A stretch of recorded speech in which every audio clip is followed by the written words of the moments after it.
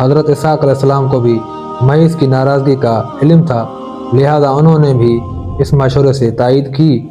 حضرت یعقوب علیہ السلام اس روز رات کے پہلے پہر ماموں کے پاس جانے کے لیے نکل کھڑے ہوئے۔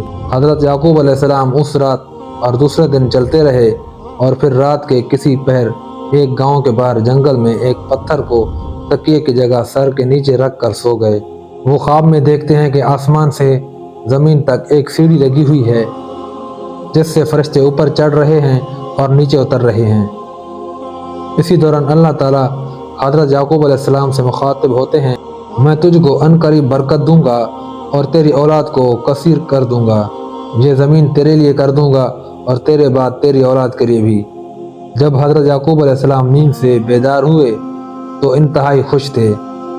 آپ نے منت مانی کہ اگر وہ اپنے والدین کی طرف سلامتی کے ساتھ لوٹ